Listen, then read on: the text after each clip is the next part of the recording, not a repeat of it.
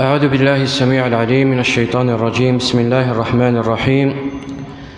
الحمد لله رب العالمين والعاقبة للمتقين ولا عدوان إلا على الظالمين.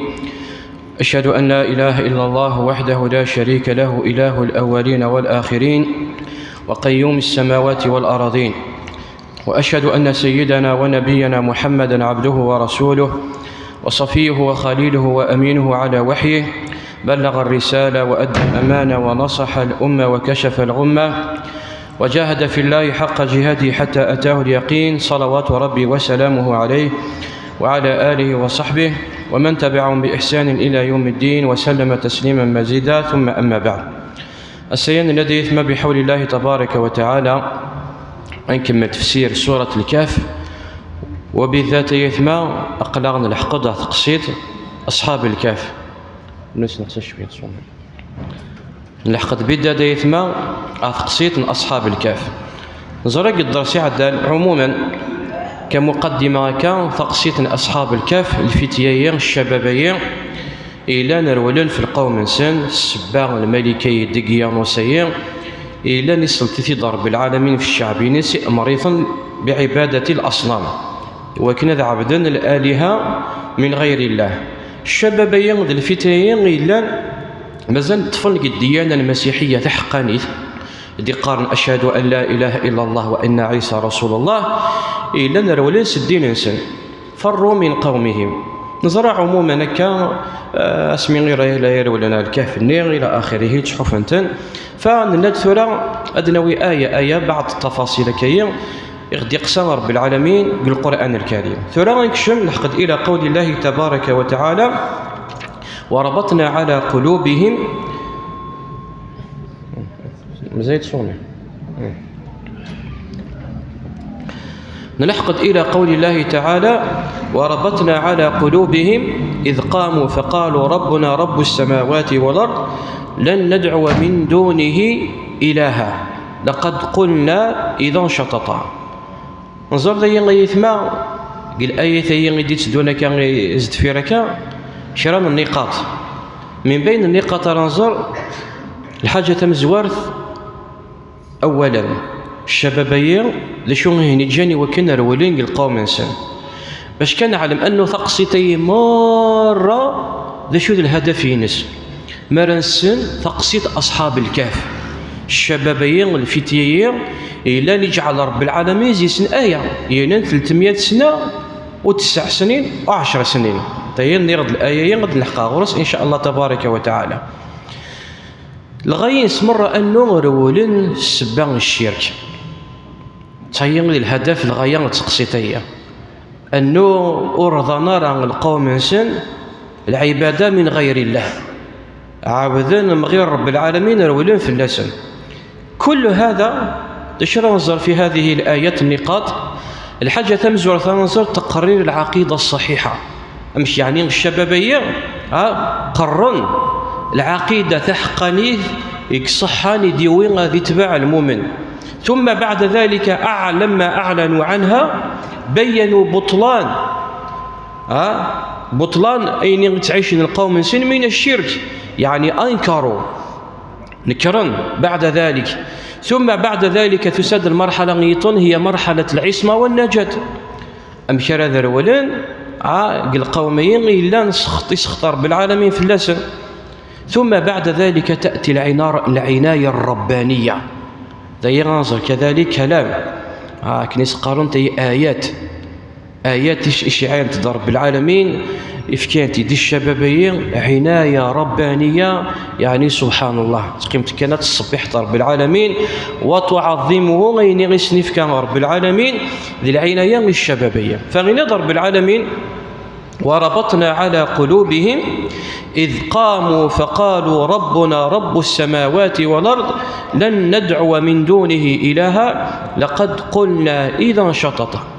يعني يونيث ما اسم رذيلين غليت المحنة تغليت في لصن المصيبة ثلان الفتنة إلا كنيس قارن قوان الهول يجوج وماجوج ما ردي فوق الوقت النير يعني ذي الفتنة تمقرانت المسيح الدجال ما راه يفوق ذي الفتنة تمقرانت ما راه لي وقت الفتن وأعظم فتنة اسمها راه لي ولا ذي سوافتن قدينيس سي أعظم فتنة لأنه قليك العبط ديال الجنة واحد سمس اسمها راه المؤمن راه لي يغلي المحنة أهم شيء ما يحتاجه هو توفيق الله عز وجل ما إلا وكيوفقر رب العالمين ما إلا وصل ترى تحت العينين رب العالمين ذي المحالة تسوى فقط ذي المحالة تسوى فقط فالمؤمن يثمى يتحواج رب العالمين خاصة مرادي لي قال وقت الضيق لأنه ضربين غير كيرفذن وضربين غير يعني أتلي تحت حمايته تحت رعايته فما إلا وصل ترى قلعنا يا ربي ذي المحالة تنجود الفتن فالشبابية اسمي إولان البطلية عالما أنه ذا البطل رولين البطلين ولكن شحواج نيوت الحاجة منا نصبرن نراني قوين نرى سنديف كنا كي الشجاعني فغينا ضرب العالمين وربطنا على قلوبهم ربطنا على قلوبهم يعني قواتنا رب العالمين إرنيس نقل عزيما سن أحيانا المؤمن يزمر ذي علم أنه يذ البطل ولكن باش كديك سيماليس قسينا كيقار يوعر ولكن ما إلا ما كانش يصدق ذي رصد رب العالمين يجاثي وذ مربي ربي وثيت صديارة ولهذا النبي عليه الصلاة والسلام من ترك شيئا لله عوضه الله خيرا منه وإن رضي جن الحاجة يربيها ربي وثيت صديارة فالشباب يغني على رب العالمين إنك وربطنا على قلوبهم قوتنا رب العالمين ثبتناهم شددنا على قلوبهم لكن يغدينا رب العالمين في مثل موسى عليه السلام اسمي وحى رب العالمين ام موسى شو سينا الناس موسى الناس دميتي قاعدين ريت داخل الدوحه تقرا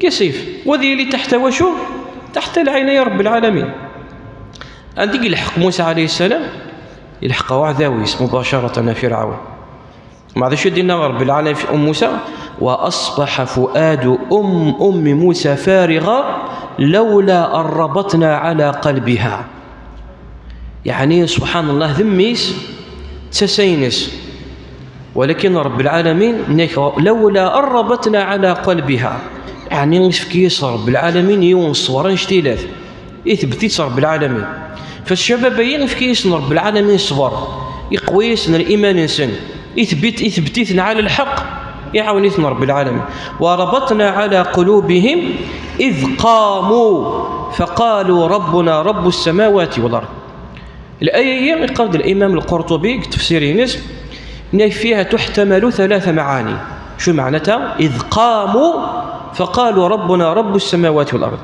إن كم زوال أنها يحتمل أنهم قالوا ذلك أمام الملك إذ قاموا كرند أمام الملك علانية وجهنت علانية تبرؤوا من هذا الشرك كرنت ننس ربنا شيء الأصنامية ربنا رب السماوات والأرض يعني ويل القول الأول أن ننكرن علانية أمام الملك إذ قاموا فقالوا ربنا رب السماوات والأرض القول ويسين قال أنهم أسمي إرولين القوم إنسان كل يونير ولمانيس ولكن يجمعيت عند القدر يونوري السين وايط قيم ذاك نجمع عند ملقان يونم كان من غير ميعاد يعني بلا ما مسفهمان بلا ما كان كيسقان رونديفو يجمعيت عند يونم كان انك قيمن سوسمن اكرت رئيسهم او كبيرهم الا الحاج قولي سكا قوم تنتقل يكرد وين ينتقد الناس أجد في نفسي أن الله هو رب السماوات والأرض يعني الناس يتسوالغ كي القومية أي اللي يخدمنا كي ويض البطل ناس وإنما ربي حقاني رب السماوات والأرض اسمي لنا كن لأنه كل يوني وقد بالك هذه كنيس قاند الجاسوس اسمي يذكر وير إنيك إذ قاموا كرن ذكر نسن إما لا إذ قاموا فقالوا بالصح ربنا رب السماوات والأرض، يعني نجمعا في يوم مسلم.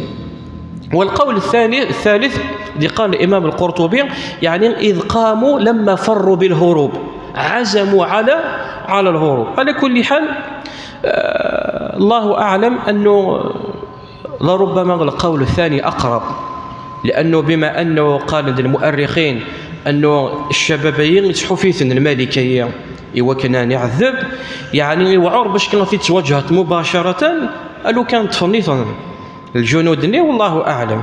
إمام القرطبي رحمه الله قالت كل هذه الثلاثة يعني لا تناقض فيها وتحتمل كذا ثاني وثالث، والله أعلم. المهم إذ قاموا يعني أعلنوا عن البراء، يعني تبرأوا من هذا الشرك، تجنروا ولا وين كان تبرأوا. إذ قاموا فقالوا ربنا رب السماوات والأرض لن ندعو من دونه إلها لقد قلنا إذا شططا. لن ندعو من دونه يعني غور ندعارا غور نعبذارا غير رب العالمين. يستاهل الناس ندعو يستاهل ناس نعبد ذا أنا قرض ربي. أما القوم سنين لنا عبدنا الأصناميين إلا أمريثن الملك دقيانوسيين أنه يحرف الديانة ذا حقانيث، فمن الناس ويد البطل وندعو ثرى غير رب العالمين. لن ندعو من دونه إلها، إذن ميلا ندعى غير رب العالمين. لقد قلنا إذا شطط ذي شو معناتها؟ هو الجور والظلم، يعني مثلا ميلا ندعى غير رب العالمين أثن دويغ الظلم. وحقيقة رب العالمين الشرك اسمه الظلم. إذ قال لقمان لابنه يا بني لا تشرك بالله إن الشرك لظلم عظيم. وقال رب العالمين ومن أظلم ممن افترى على الله كذبا. فأن الناس أثن ميلا ندعى غير رب العالمين أثن الظلم، أثن الند الجور، أثن الند البهتان، الند الزور. فقال الله عز وجل بعد ذلك بعدما أقروا تيقرنا تقرير العقيدة الصحيحة، أقروا هذه العقيدة الصحيحة، بعد ذلك أتى بيان بطلان عقيدة الشرك. فقال هؤلاء كرن الشبابية هؤلاء يضرب في القوم هؤلاء قومنا اتخذوا من دونه آلهة لولا ياتون عليهم بسلطان بين. هذا نحبس ذي ننس القوم النغثن عبدا الآلهة من غير الله. هؤلاء قومنا اتخذوا من دون الله عبدا من غير رب العالمين آلهة، وسميت آلهة وهي آلهة بالباطل. والآلهة قوات، آلهة قوات، ولكنها آلهة تعبد بالباطل. أما الإله الذي يعبد بالحق هو إله واحد. فنكرون الشيء غير يخدم من القوم انسان ذا شو يتتبع نزد فيرس ويغم مسقر. قال النبي عليه الصلاة والسلام البينة على المدعي. أي دعاوي أي ادعاء مرا ذكريون ذي الداعين الحاجة باش كان من الادعاء إنيش ذا شو مدي وين راح تصويتط لا راح تصويت لا بروف كان أكيد الدين نغايث ما الدين النغ ماشي ذي الدين كنيس قارون يتسدو هكا كان على الهوى. لكن غير لا ثوران الديانة النصرانية واحد ديانة ثيطن ديانة على الهوى. الجند الجدود النغ وين الجديد جدي وين وما تبعهم ورسقساين ورتحوفون الفهمن ورتحوفون القران ورتحوفون الدليل ورتحوفون الحاجة حتى يقبل العقل. فغنى ناس لولا ياتون عليهم بسلطان بين. الادعاء يدعي أنه الآلهة هي الأصنامية هي آلهة إلى قاخداوين فلاس الحجة، إلى قاخداوين فلاس الدليل، إلى قاخداوين فلاس البرهان. ولهذا بغانا دليل على أنه القوم سن أنه عبد أولا هو من أمر السلطان الملك دقيانوس، وثانيا اتباعا لأجداده، يعني ذا الورث كان ذا الورث وين الجسدي وين ورسعنا لا فلاس الدليل ورتحفون فهما ما إلا كرا فلاس كرا الدليل كرا البرهان بدليل يقدر بالعالم فلاسن قالوا كان سنتينيت تبعثين دين ربي غادينا عين دين النبي أكدين خاطر بل نتبع ما ألفينا عليه آباءنا كنيض وين الدين الجدود النور جانا غثيد نورثي ثكا بل نتبع ما ألفينا عليه آباءنا ولولا يأتون عليهم بسلطان بين فمن أظلم ممن افترى على الله كذبا. دي ثلاث ليث الحاجة غيثما أنه الكذب نوعان، الكذب نوعان، إلا الكذب على الناس إلا الكذب على الله. ونكس كذب في ربي أعظم، مع أنه الكذب كذب الإثم فيه إثم ولكن يؤثم أعظم. ونكس كذب في ربي ونكس كذب في النبي. فغيزمر ذي لي وند الكاذب يسكدي في العباد، يسكدي في العباد الذنوب ينسى ثياوي. فالكذب كان قال النبي عليه الصلاة والسلام إياكم والكذب فإن الكذب يهدي إلى الفجور إن الفجور يهدي إلى النار. يعني يبان بريديس، ولكن تسكضبط في ربي ذي النبي منك وهي أعظم. ونرى ذي سكدبين في ربي ذي النبي. بعضهم يتصفت أشهد أن لا إله إلا الله وأشهد أن محمد رسول الله. هذا المؤمن يمسلم عادي جدا، يتظلم يتزمو إلى آخره، يتسقط ربي ولكن يزمر هذا يغلي الكاذبية بلا ما يعلم، يزمر هذا يسكذب في ربي بلا ما يعلم، لأنه ما إلا يسكذب عمدا ويغيبان شغليس. وين يسكذب في ربي متعمد وين يكفر مباشرة. ولكن يزمر هذا يسكذب بلا ما يعلم، ما راضي يهضر في الشرع كيقال خاطي ربي غيناد نبي غيناد، ونتا هو ديننا لا ربي لا نبي. نغ مثلا ويكني إلا يعني الصواتنا كي عبر مواقع التواصل والاجتماعي كيقال مثلا يقارد النبي عليه الصلاة والسلام الحديث ينتشر مليح يقارد النبي عليه الصلاة والسلام وين يقبلغن العباد في اللي أثني لحق رمضان أثنى كذا وكذا وكذا ويهدينا ربي. ومن بعد قواني مسلاين العباد تأخذهم العاطفة. الناس كان إن النبي غادي يمن تحبين النبي، ولكن هل هي طورا غير في النبي وهدينا النبي زيك مطير. العلماء القديمان قال القرن ويس 4 قال القرن ويس 5 الهجرية.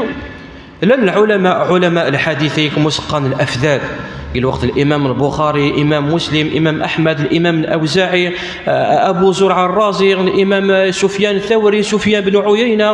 ذي العلماء ذي مقرنون إلا أن الأحاديثية سنن تنسيون، يعني ذي المحل استكستني دوين غير نتيد النبي ديني ديرك ذي الكذب دوي كيني يصفن الأحاديثية. قل وقتني فغند مسقارن شرانا كاين إلا ذي الخبثة ذي شو خدمن ما راضي يبغون غادي الصوت مثلا الحاجة غادي يسدون الحاجة. لكن يكتب الإمام ابن القيم الجوزية قيوثا تكتب ثكية يويد شران الأحاديث كاين إلا الأحاديث موضوعة يعني سكت من فنبيع. على سبيل المثال في تصفت يونس زي الرمان قال وقتين سنة يونس زي الباذنجان يونس زي السلعية والسدارة اش راه يخدم أديوي حديث أدي سكدب صغور سكر أكيني ثاني ند نبيع الند نبيع اتش الرمان أثن وين غيت شن الرمان أثن كاولي سكا يخدم هكا العلي ثيول علي ومع العباد مساكن تسمي الند نبيع العلي ثرام صافيك دصع أيام رحمتي ومرشي غاد نغ الرمان مع ذا دون السلعينس.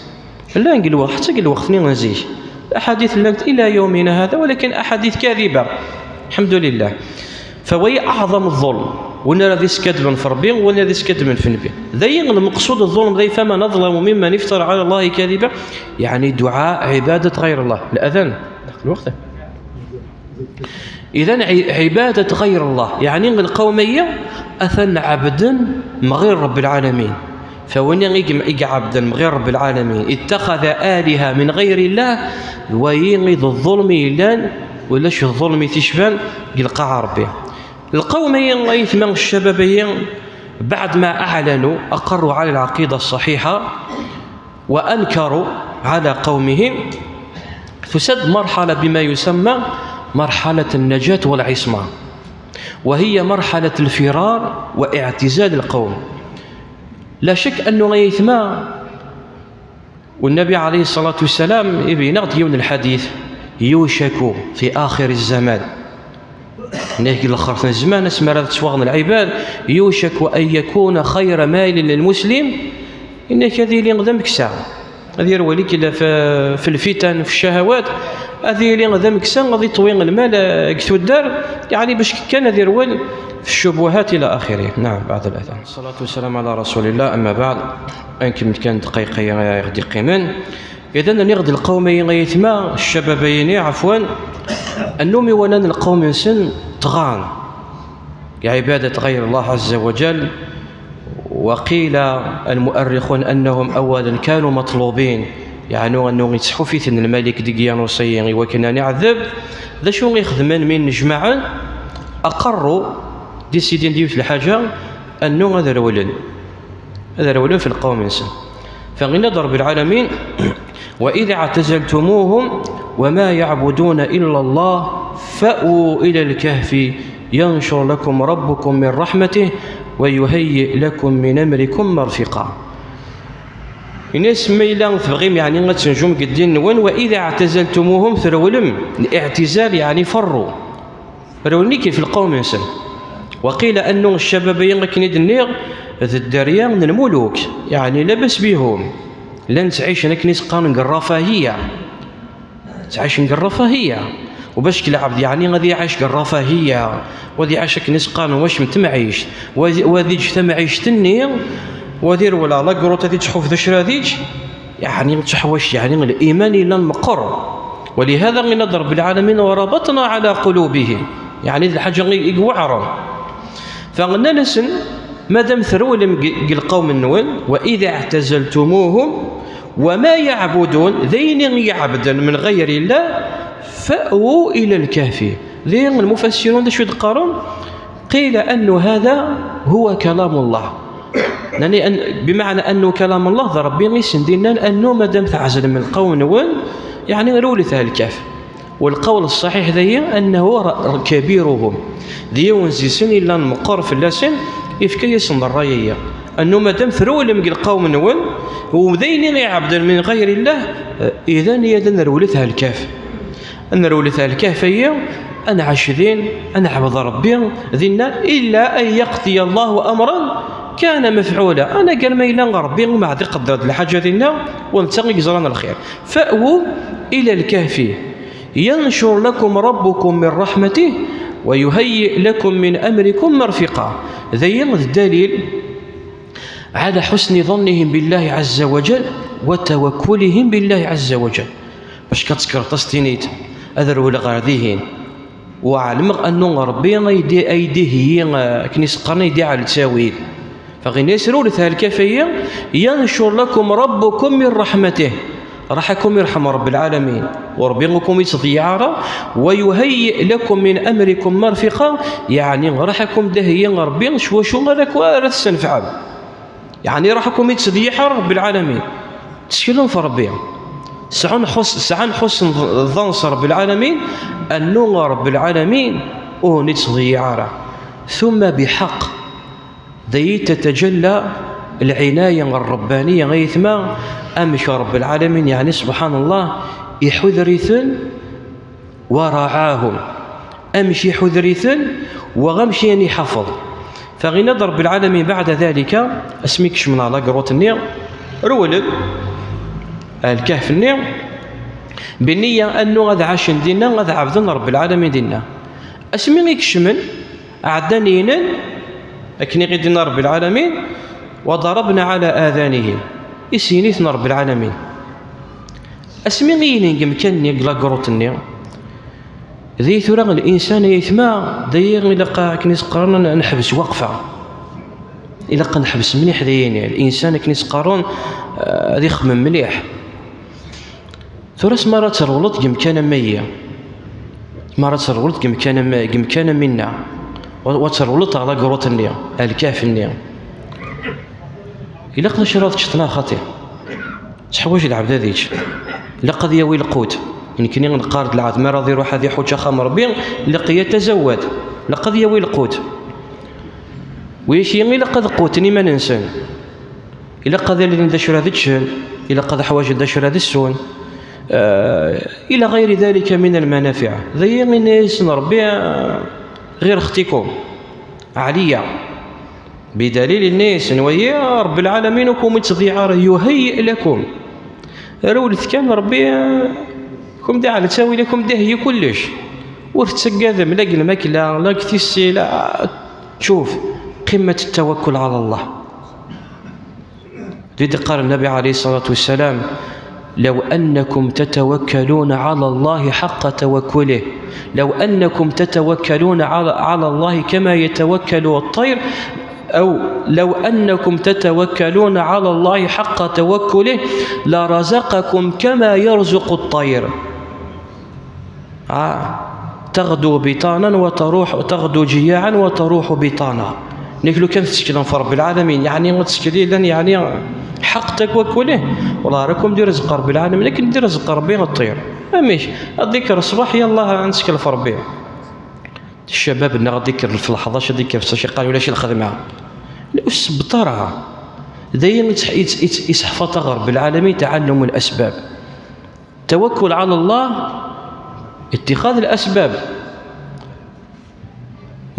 مرات سكلت فربي اولا سيغني الحاجه مزوال، ثم اتخاذ الاسباب لابد. ذا يشد لنا رب العالمين اسميكش من الكهف النير، اسميكش من الكهف النير يسينيتنا رب العالمين هي سند بعض الامور كنيس قارون يويد كنيس قارون طبيا وصحيا. وترى الشمس اذا طلعت تزاور عن كهفهم ذات اليمين وإذا غربت تقرضهم ذات الشمال وهم في فجوة منه ذلك من آيات الله من يهدي الله فهو المهتد ومن يضلل فلن تجد له وليا مرشدا. وقبل ند الحقاثين إلى قنع المثيثمة أنه طبيا العبد لان ما الذي يقيم وريتسارا يومين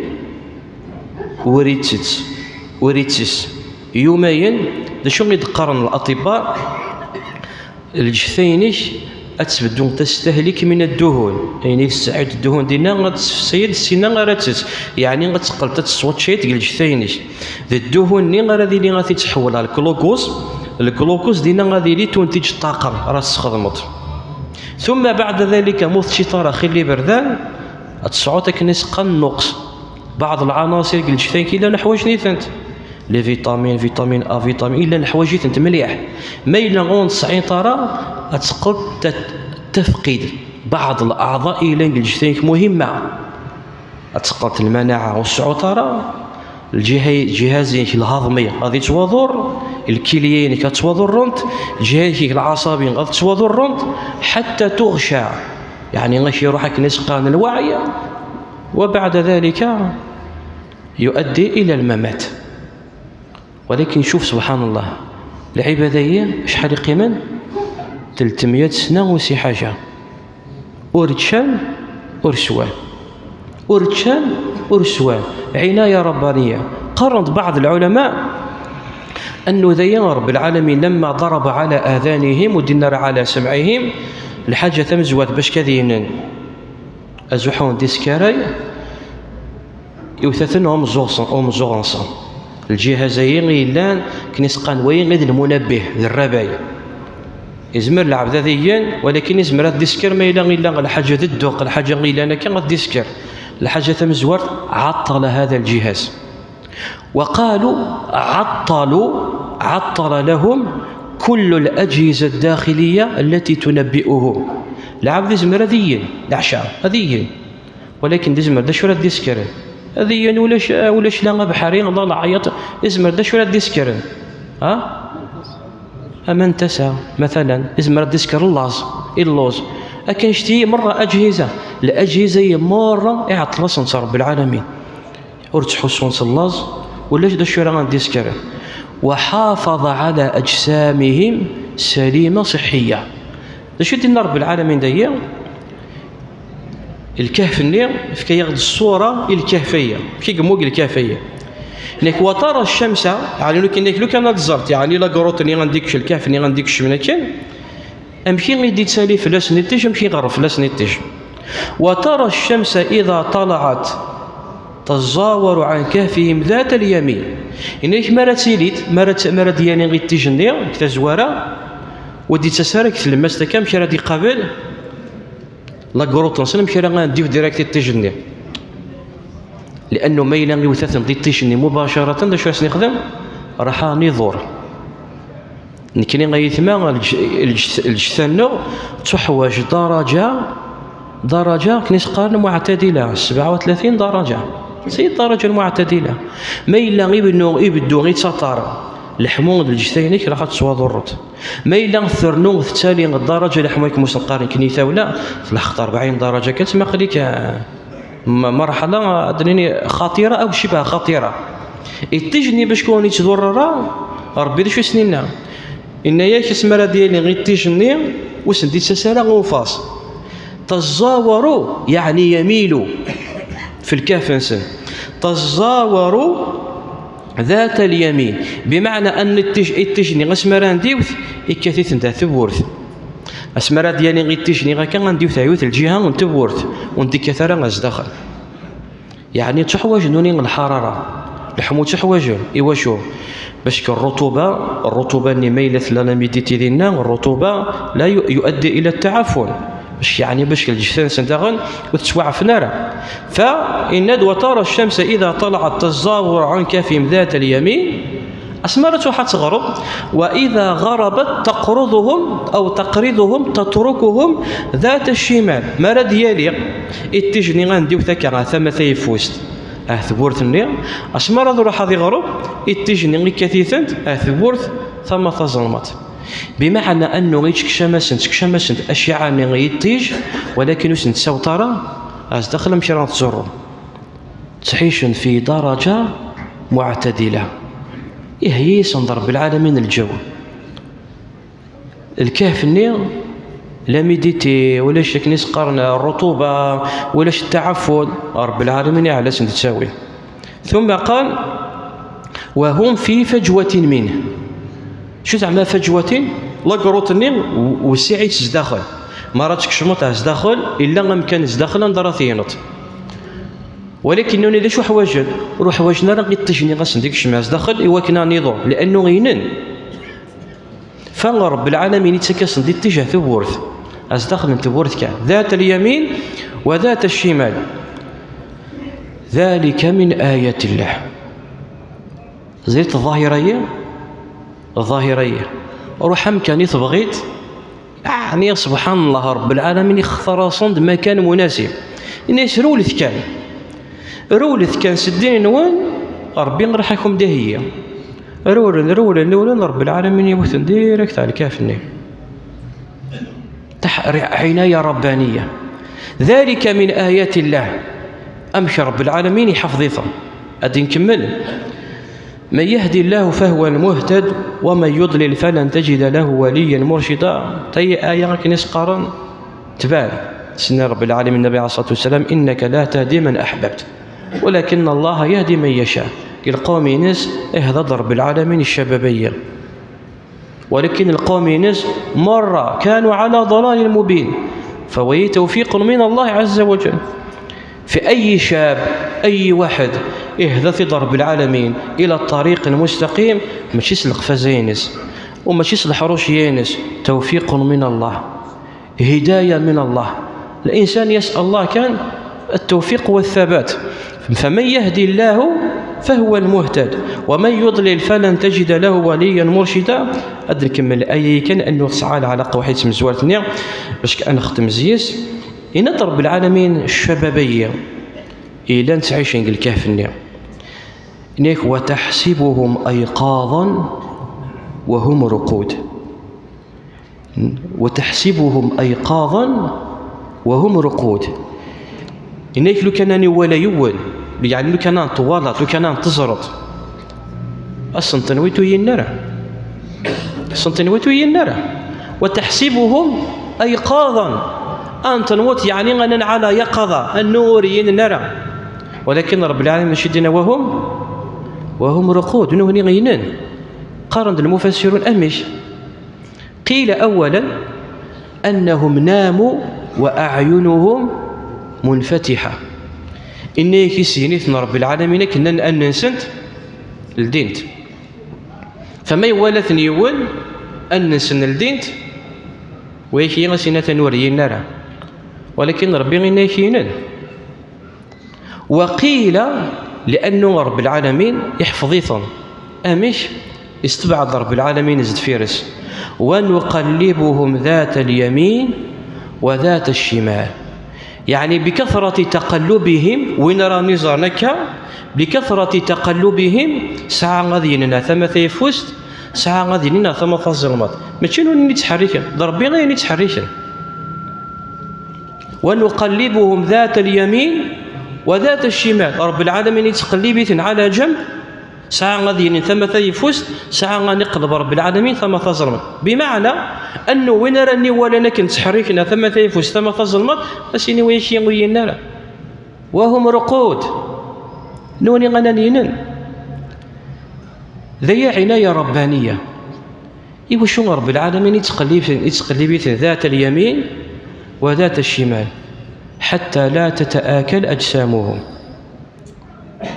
لو كان أذين فيوث انتما لشتاسنة الشواش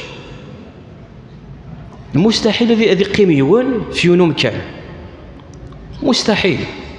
لو كان تين فيونو مكان مستحيل أتسواتشط. فرب العالمين باش كتسواتشير الجثاسن يتقلبيثن. ونقلبهم ذات اليمين وذات الشمال. دايما نقدر نغريو في النقطة الوقت اللي حقا غد معليش أصلا كما قدر سيدي سدون. ولهذا من السنة غيثما أن الإنسان ينام على جنبه. الإنسان ينام على جنبه ورجنا رفع عبوط.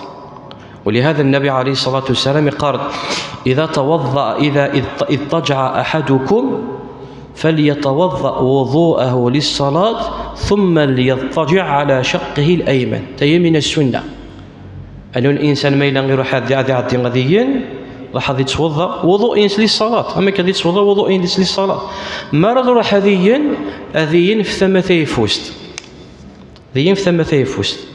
ثم بعد ذلك ما يلغي يويث ندام يغفل ينقلب ثم تظلمات لأنه المستحيل تصوتك الندام يجيك ثمثي يفوست تسوى قرحط تنقلبط ما إلا تنقلبط ثم تظلمات باش كتصين تفوع بوطيش إلا النهي. إنهى النبي عليه الصلاة والسلام إيواك نذيين ينفع بوطيس، والنهي قارن العلماء للكراهة. فقال النبي عليه الصلاة والسلام تلك ضجعة يبغضها الله. نيك ندى مني التصنيع نيك وتتحب ربي. وقيل هو نوم الشيطان. العلماء الأطباء حاليا المعاصرين شو غيدنان من أضرار العود ما يلغي ينفع بوطيس. إنك ذي ضر الجهازين التنفسي لي بوموينس وذي ضر الكلينس. سبحان الله ذي المعجزتين خطير معجزة. النبي عليه الصلاة والسلام يثمى وما ينطق عن الهوى ورد يهضر كان كاين غساس قرويس ذي ربي غسلي سوحي وما ينطق عن الهوى إن هو إلا وحي يوحى. ضربي غزدي سواحين ضربي غزدي ساكن الامر وكان شتي كله غيثما لمصلحه العباد. ثم غير حقد الوقتين غيثما الوقت المعاصر تفن من الايات ومن السنه ما فيه من الاعجاز قال وقتنا غير هذا يحبس المخيش. وكثير من العلماء يثما كشمنا الاسلام بسبب هذه الايات. الا يثما من العلماء تاي باش كنختم عزيز يثما من العلماء المعاصرين يكشم على الإسلام بسبب حديث من أحاديث النبي عليه الصلاة والسلام. شوف الحديث هو حديث الذباب. حديث الذباب. شو الحديث الذباب يقال النبي عليه الصلاة والسلام: إذا سقط الذباب في كأس أحدكم فليغمسه. ناش ما إلا غيزير طفيت مثلا يغلي الكاس هو معنا الكاس ليموناطين الماكلين شي لنا كذا ما نكا ذا شو يديرنا إن يكرنوش كشميث فغمسه فإن في أحد جناحيه داء وفي الآخر دواء. لا شراغة الشراكي قروية ذيك قاد العفانة كيتيك ما كانش منه الحديثية وري الصحارى وما كان ذي العفانة من العلماء حاليا خمن دراسة تحاليل الحديثية حديث الذباب وفان حق أنه غيزير يونيفر يتساويد لي بوازو الداء إزير إفريتون للدواء لأنه غيزيني غير ديغرين بالك ديغرين كثمان غيلان لي بوازو ولكن يغمسه فيه داء مع أنه الإنسان مجلوبة كنسقارن على إلا أريد تحب راه الحاجة غيلان كنسقارن الحاجة غيلان ديريها ماشي بلي يجي معناتها قالت شطت يغلي ديزين تبغي تعرض تكر ما كان معليش ولاش فلاس. ولكن الحديثين غيثما حديث عظيم إلى غير ذلك من الأحاديث. على كل حال وطويل طرف الأول نكتفي بهذا القدر. سنكمل إن شاء الله قدر سيدي تسدون أتينا رب العالمين ونقلبهم ذات اليمين وذات الشمال وكلبهم باسط ذراعيه بالوسيط لو اطلعت عليهم نكلو كان تزرت يعني الصورة النير لوليت منهم فرارا ولمنئت منهم رعبا. إلى ذلك الحين إن شاء الله تبارك وتعالى نكمل نغدي قيمة تقسيطية. اكتفي بهذا القدر أقول ما تسمعون أستغفر الله لي ولكم وأصلي وأسلم على نبينا محمد وعلى آله وصحبه أجمعين وبارك الله فيكم.